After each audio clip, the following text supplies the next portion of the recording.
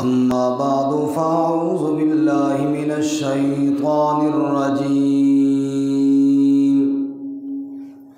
بسم الله الرحمن الرحيم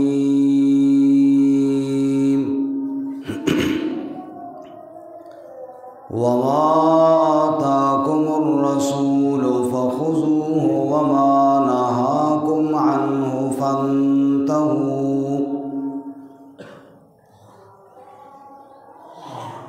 وقال رسول الله صلى الله عليه وسلم من أحبني فقد أحب سنتي ومن أحب سنتي كان معي في الجنة صدق الله وصدق رسوله النبي الكريم ونحن على ذلك لمن الشاهدين والشاكرين والحمد لله رب العالمين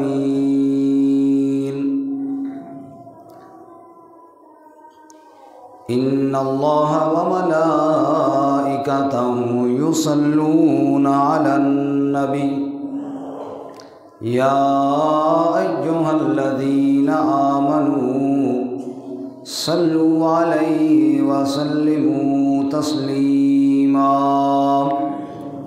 اللهم صل على محمد وعلى آل محمد كما صليت على إبراهيم وعلى آل إبراهيم إنك حميد مجيد اللهم بارك على محمد وعلى آل محمد كما باركت على إبراهيم وعلى آل إبراهيم إنك حميد مجيد۔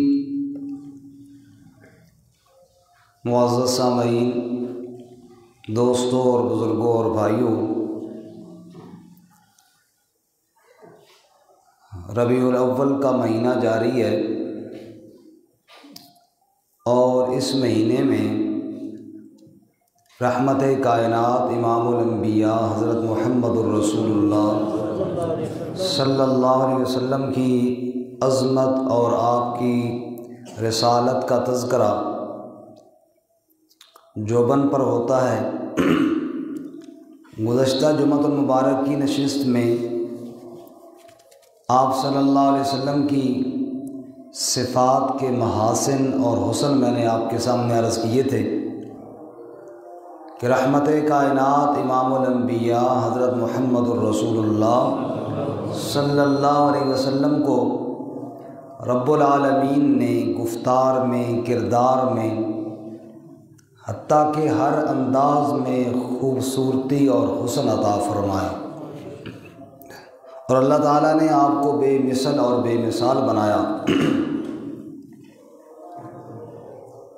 لیکن آج اس سے اگلی بات کرتے ہیں کہ صرف آپ صلی اللہ علیہ وسلم کے محاسن کا تذکرہ کر لینا اور صرف آپ صلی اللہ علیہ وسلم کی عظمتوں کا بیان کر لینا یہ کافی نہیں ہے جب تک آپ صلی اللہ علیہ وسلم کی اتباع نہ کی جائے۔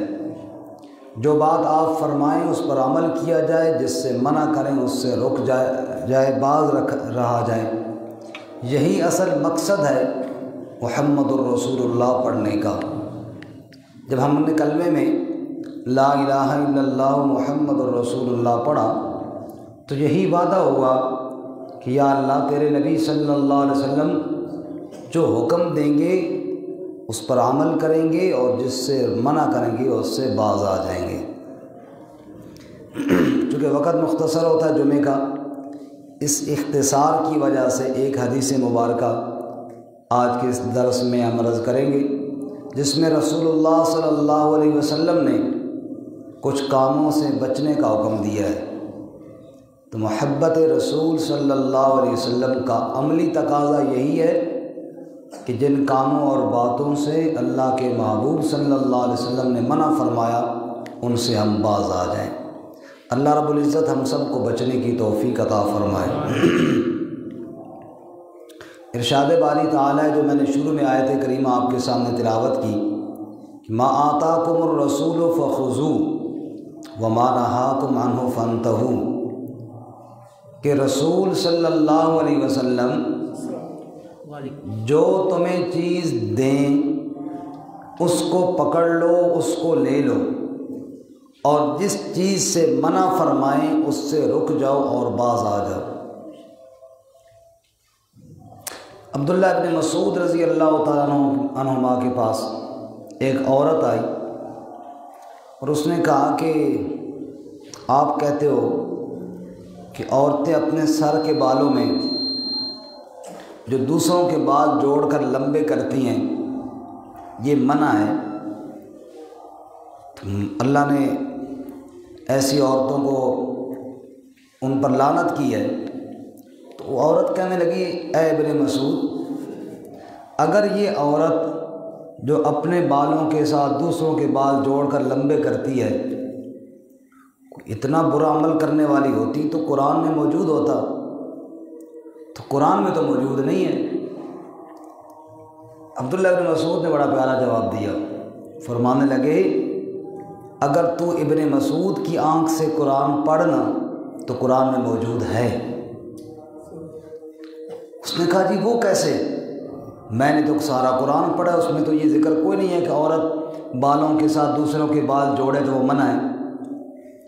عبداللہ ابن مسعود نے فرمایا قرآن میں یہ ہے نا کہ ما آتاکم الرسول فخذوہ وما نہاکم عنہ فانتہوا، کہ نبی پاک جو کہیں وہ کرو، جس سے منع کرے وہ رکھو۔ کہا جی یہ ہے، فرمایا تو اللہ کے نبی نے منع کیا ہے نا، اللہ کے نبی نے منع کیا، اور قرآن نے کہا ہے کہ جو نبی کہیں اس سے رک جاؤ، جس سے منع کرے باز آ جاؤ۔ تو گویا کہ یہ بات جو نبی پاک نے منع کی گویا کہ قرآن میں موجود ہے، اب ہمیں نظر نہ آئے تو یہ الگ بات ہے۔ تو خلاصہ یہ ہوا کہ جن کاموں سے رحمت کائنات صلی اللہ علیہ وسلم نے منع فرمایا وہ یوں سمجھیے کہ اللہ کا حکم ہے۔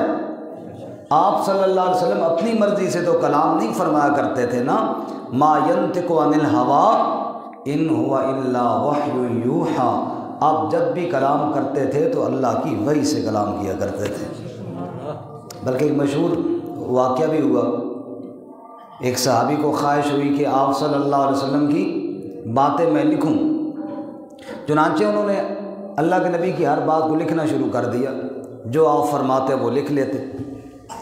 ایک دوسرے صحابی نے ان کو منع کیا، بھئی ہر بات نہ لکھا کرو یار، کبھی انسان غصے میں ہوتا ہے اور غصے میں بندہ جو بات کرنی ہوتی ہے نا حد سے تھوڑا تجاوز کر جاتا ہے، کبھی انسان محبت میں ہوتا ہے تو محبت میں تھوڑا بات حد سے آگے گزر جاتی ہے، تو تم ہر بات کیوں لکھتے ہو؟ اللہ کے نبی بھی انسان ہیں، کبھی غصے میں ہو سکتے ہیں، کبھی محبت کے انداز میں ہو سکتے ہیں، ہر بات نہ لکھا کرو۔ اس صحابی نے عرض کیا اچھا بھائی مشورہ تیرا ٹھیک ہے، لیکن تیرے رکنے سے تو میں نہیں رکتا، میں نبی پاک سے پوچھوں گا، اگر آپ نے منع کیا تو میں رک جاؤں گا۔ صحابہ کرام کی بھی بڑی موج تھی نا کہ جو مسئلہ پوچھنا ہوتا سیدھا اللہ کے نبی سے پوچھ لیتے، جھگڑا ہی ختم ہے۔ صحابہ کی عظمت کے کیا کہنے، صحابہ کی شان کے کیا کہنے۔ تو ان کا جی ٹھیک ہے نبی پاک سے پوچھو۔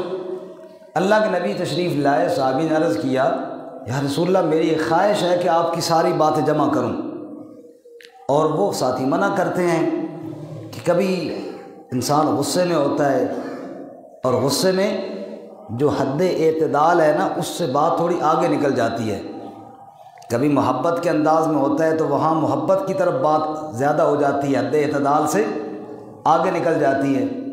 اے اللہ کے نبی اب آپ بتائیں کہ کیا میں آپ کی باتیں لکھوں یا نہ لکھوں؟ رسول اللہ صلی اللہ علیہ وسلم نے ارشاد فرمایا اگر تیرا جی چاہے تو بے شک لکھ لیا کر۔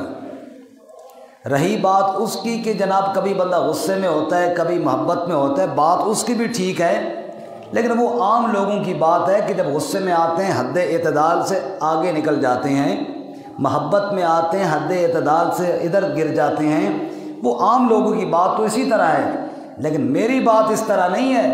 میں جب غصے میں بولتا ہوں تب بھی وحی سے بولتا ہوں، محبت میں بولتا ہوں تب بھی وحی سے بولتا ہوں۔ سبحان اللہ۔ ما ینطق عن الہوی ان ہوا الا وحی یوحیٰ، فرماتے ہیں میں صرف اللہ کی وحی سے کلام کرتا ہوں۔ تو رسول اللہ صلی اللہ علیہ وسلم جب بھی کلام فرماتے اپنے ہمارے اللہ کی وحی سے کلام فرمایا کرتے تھے، اس لیے اللہ کے نبی کی ہر بات وہ ماننا ہمارے لیے ضروری ہے، اور اسی چیز کا نام محبت ہے۔ آپ نے ارشاد فرمایا جو مجھ سے محبت کرتا ہے اس کو کہو میری سنت سے محبت کرے، جو میری سنت سے محبت کرے گا وہ جنت میں میرے ساتھ ہوگا۔ سبحان اللہ۔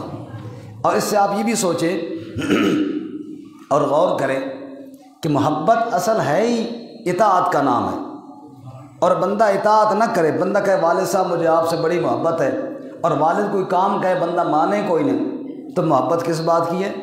اس لیے اللہ کے نبی صلی اللہ علیہ وسلم کی حدیث سنیے، چونکہ وقت بھی بڑا مختصر ہے۔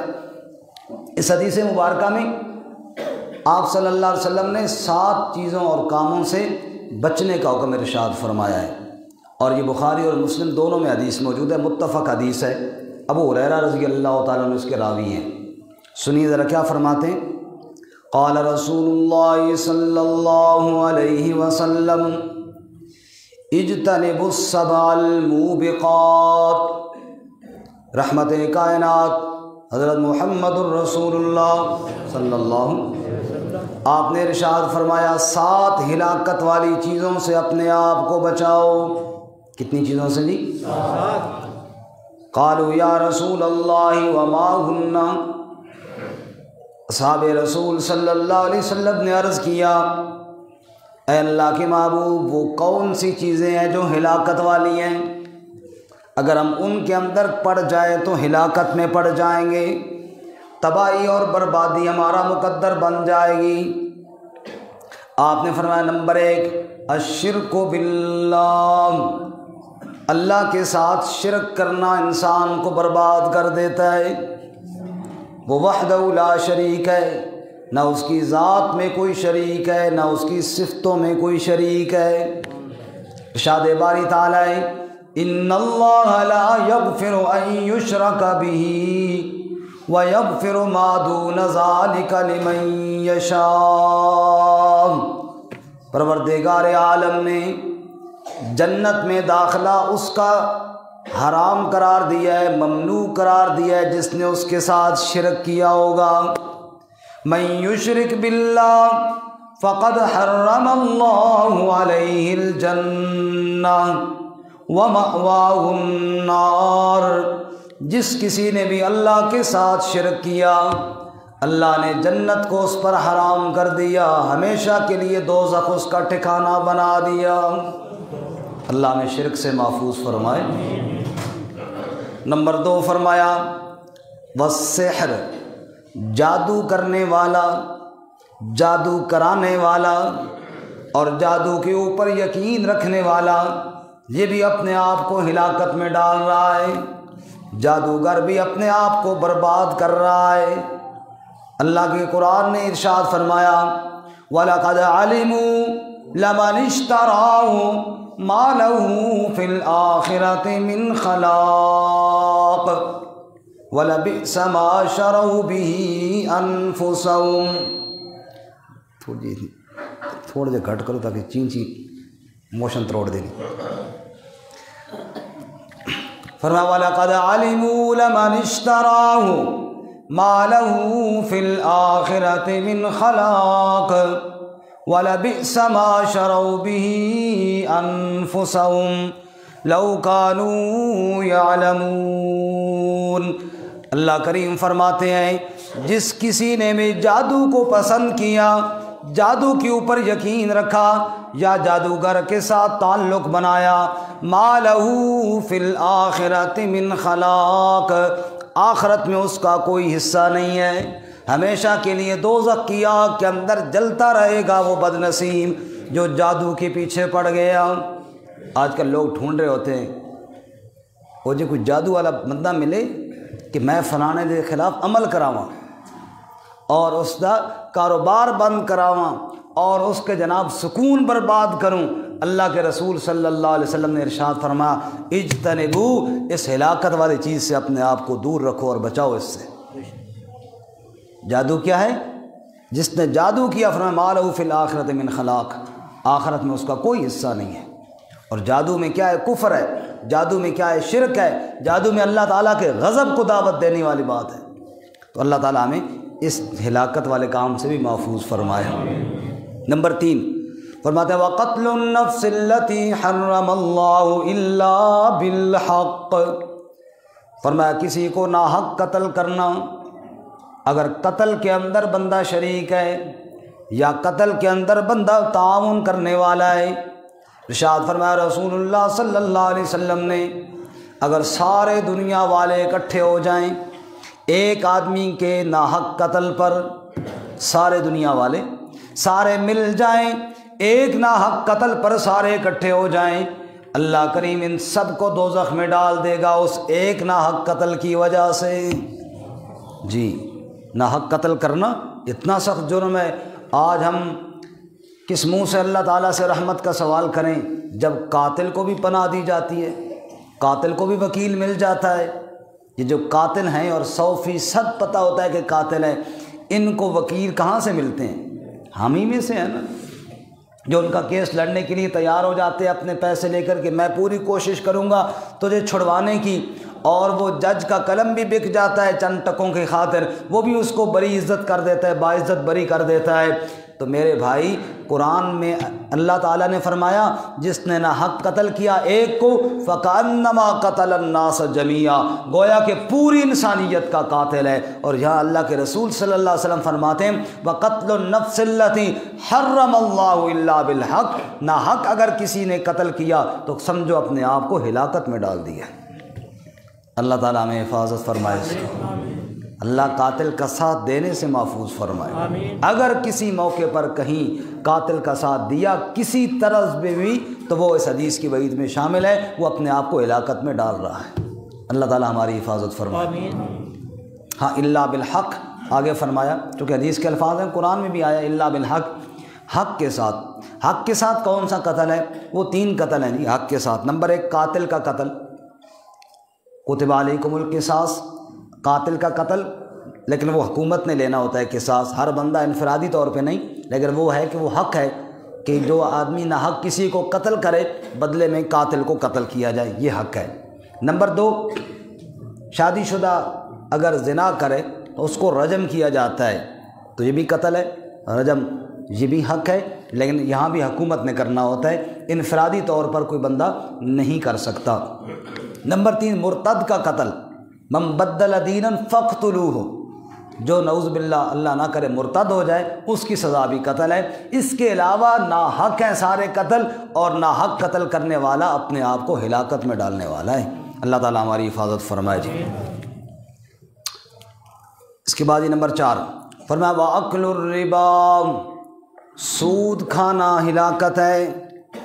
اللہ نے قرآن میں فرمایا یا ایھا الذین آمنوا اتقوا اللہ وذروا ما بقی من الربا ان کنتم مؤمنین، اے ایمان والو اللہ سے ڈرو اور سود چھوڑ دو اگر ایمان والے ہو تو۔ فَإِن لَّمْ تَفْعَلُوا فَأَذَنُوا بِحَرْبٍ مِّنَ اللَّهِ وَرَسُولِهِ، اگر سود نہیں چھوڑتے ہو پھر اللہ اور اس کے رسول کے ساتھ جنگ کے لیے تیار ہو جاؤ۔ محبت رسول یہ ہے کہ نبی پاک کی بات کو مانا جائے۔ اگر ملک پاکستان میں اسلام کے نام لیوا جن میں سے 95% لوگ سود نہیں چھوڑ رہے تو کس منہ سے کہتے ہیں جناب ہمیں نبی پاک صلی اللہ علیہ وسلم سے محبت ہے؟ وہ کس منہ سے جلسہ کرتے ہیں نبی پاک صلی اللہ علیہ وسلم کی شان اور عظمت کا؟ جو کام اللہ کے نبی صلی اللہ علیہ وسلم منع کر رہے ہیں اور لعنت فرما رہے ہیں، لعن اللہ الربا، سود پر اللہ کی لعنت ہے، اور فرماتا ہے جو سود نہیں چھوڑتا وہ اللہ اور اس کے رسول کے ساتھ جنگ کے لیے تیار ہو جائے۔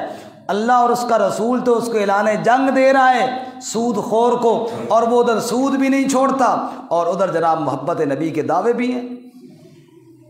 تو یہ کیسی محبت ہے؟ تاثر رسول وانت تظہر حبہو، کیسی جناب تو نبی پاک سے محبت کرتا ہے، دعوے محبت کی، اور جناب حالت یہ ہے کہ سود نہیں چھوڑتا۔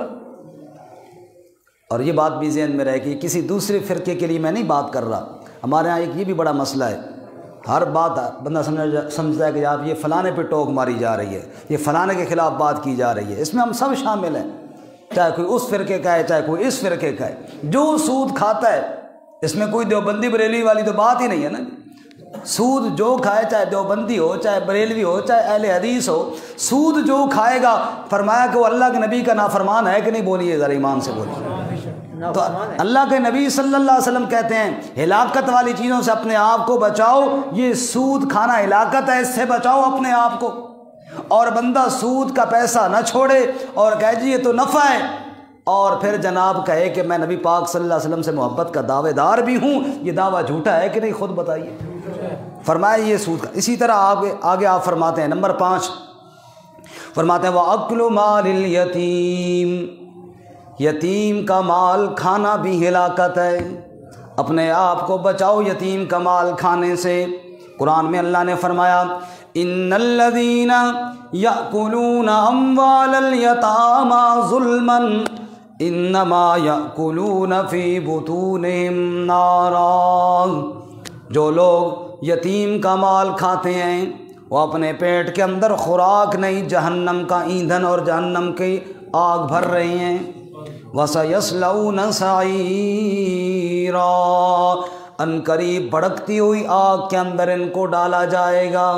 رسول اللہ صلی اللہ علیہ وسلم نے ارشاد فرمایا معراج کی رات میں نے دیکھا کچھ لوگ ایسے بھی تھے جن کے پیٹ کے اندر گھس کے ان کو آگ جلا رہی تھی، اوپر تو آگ تھی اندر سے بھی ان کو آگ جلا رہی تھی۔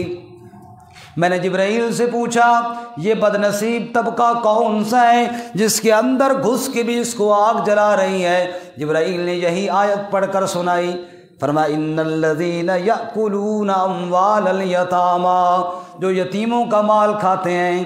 اللہ کے نبی اللہ نے قرآن میں تو فرمایا ہے نا کہ وہ اپنے پیٹ کے اندر آگ بھر رہے ہیں۔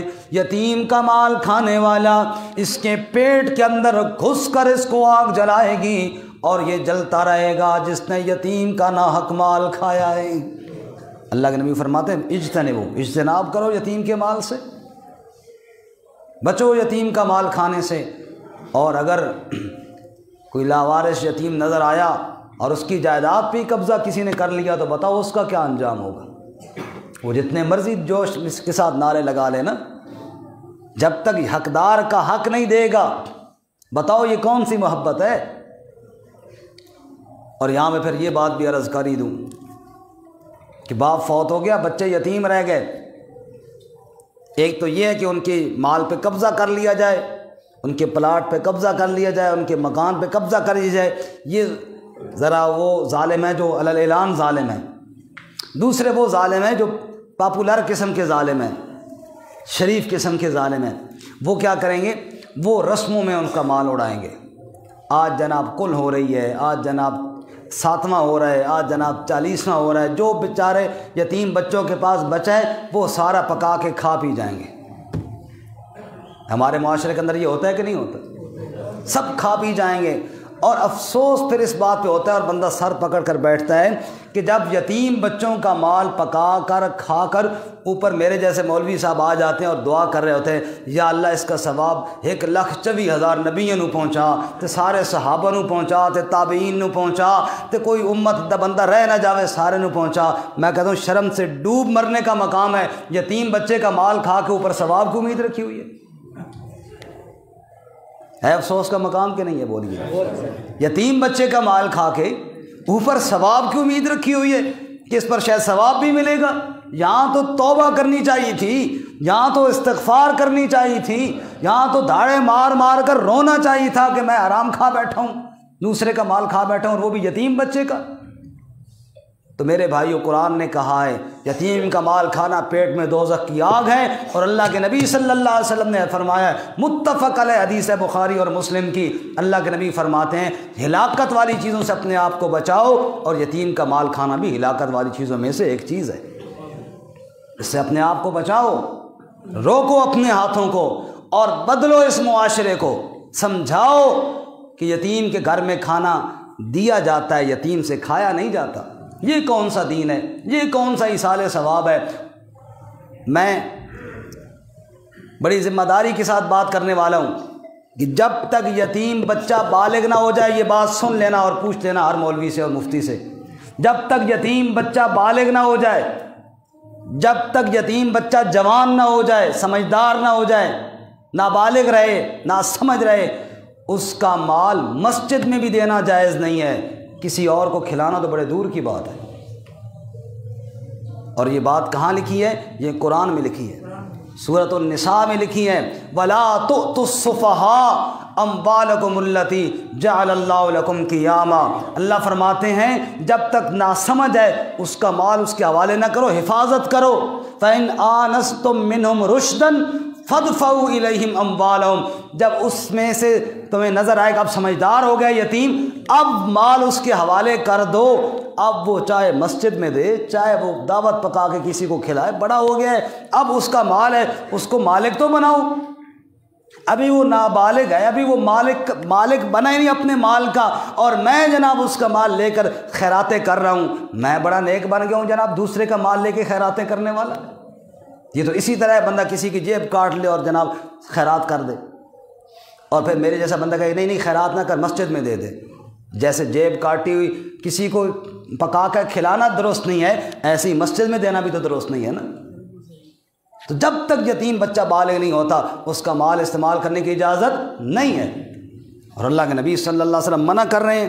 وقت بھی مختصر ہے، بلکہ آپ فرماتے ہیں نمبر 5 ہلاکت والی چیز یتیم کا مال کھانا، اس سے اپنے آپ کو بچاؤ۔ اور نمبر 6 آپ فرمایا وَالتَّوَلِّ یوم الزحف، میدان جہاد سے بھاگنا، یہ بھی ہے ہلاکت والی چیز۔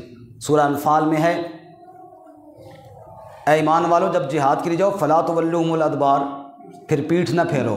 وَمَن يُوَلِّهِمْ يَوْمَئِذٍ دُبُرَهُ إِلَّا مُتَحَرِّفًا لِقِتَالٍ أَوْ مُتَحَيِّزًا إِلَىٰ فِئَةٍ فَقَدْ بَاءَ بِغَضَبٍ مِّنَ اللَّهِ، جو آدمی وہاں سے پیٹھ دے کر بھاگا، کوئی جنگی چال کے لیے بھاگے وہ الگ بات ہے، کیونکہ جنگ میں اصول بھی ہوتا ہے پیچھے ہٹ کے آنا، وہ الگ بات ہے، لشکر سے ملنے کے لیے پیچھے ہٹے وہ الگ بات ہے، لیکن جو میدان چھوڑ کے بھاگا فَقَدْ بَاءَ بِغَضَبٍ مِّنَ اللَّهِ، اس پر اللہ کا غضب آئے گا، وَمَأْوَاهُ جہنم، جہنم میں جائے گا۔ کیوں؟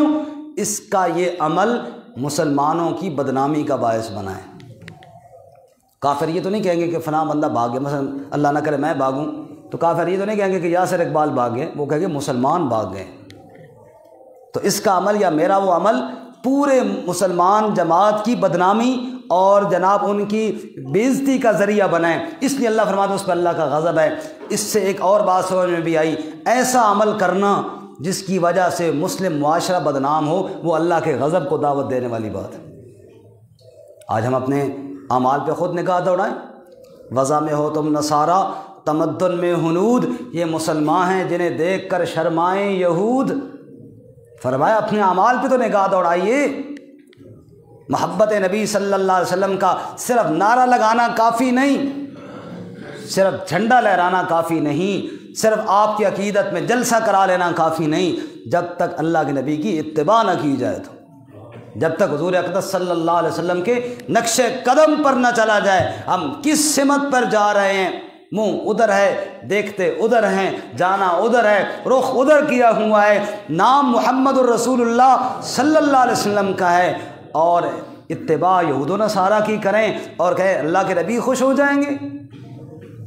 اور آخری چیز اس حدیث مبارکہ میں وقذف المحصنات المؤمنات الغافلات، آپ نے فرمایا ایمان والی پاک دامنہ گناہ سے بے خبر رہنے والی عورتوں پر بدکاری کی تہمت لگانا، یہ بھی ہلاکت والی ایک کھائی ہے۔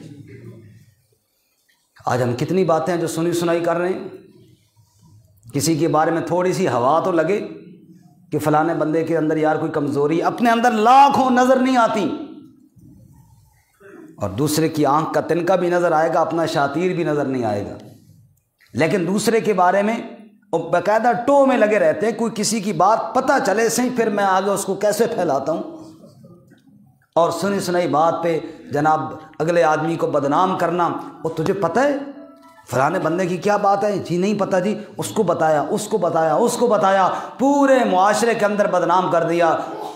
اٹھائیے اللہ کا قرآن، سورۃ النور 18واں پارہ، اللہ تعالیٰ فرماتے ہیں والذین یرمون المحصنات المؤمنات، جو ایمان والی عورتوں پر الزام لگائیں کہ انہوں نے بدکاری کی ہے، ثم لم یأتوا بأربعۃ شہداء، پھر اپنی اس بات پر 4 گواہ نہ پیش کر سکیں۔ 4 گواہ، کتنے گواہ؟ 4 بندے گواہ ہوں جو گواہی دیں کہ واقعی ہم نے اس عورت کو بدکاری کرتے دیکھا یا فلاں شخص کو دیکھا۔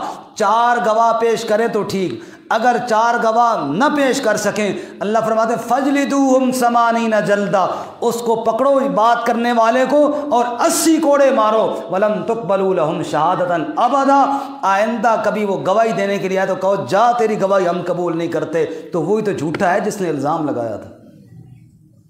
یہ سزا ہے، اس کو حد قذف کہتے ہیں۔ کیا کہتے ہیں؟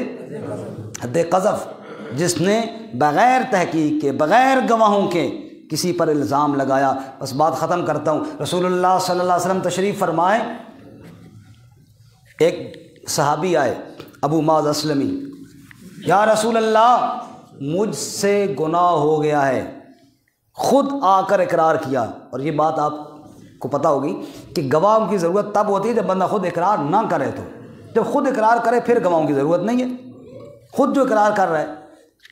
ایک بندہ آ کر مجلس میں آ کر خود کہہ رہا ہے کہ مجھ سے گناہ ہو گیا، مجھ سے غلطی ہو گئی ہے، اے اللہ کے نبی میرے اوپر حد لگا دیجئے۔ ہم تو ہے نا سنی سنائی باتوں پر، اور بعض دفعہ سنی سنائی بھی نہیں ہوتی، صرف شک کی بنیاد پر اگلے آدمی کی عزت خاک میں ملا دیتے ہیں۔ اللہ کے نبی کے پاس مجلس میں بندہ آ کر اقرار کر رہا ہے اور اللہ کے نبی منہ دوسری طرف کر لیتے ہیں، جیسے آپ نے سنی کوئی، یہ میں باتیں کر رہا ہوں، ادھر آپ کو بندہ بات کر، میں ادھر کا پھر اسی طرح اپنی بات جاری رکھوں۔ مطلب یہ ہوتا ہے کہ گویا کہ میں نے وہ بات سنی نہیں، دیکھا نہیں، کوئی بندہ آیا ہے اس نے کچھ کہا ہے یا نہیں۔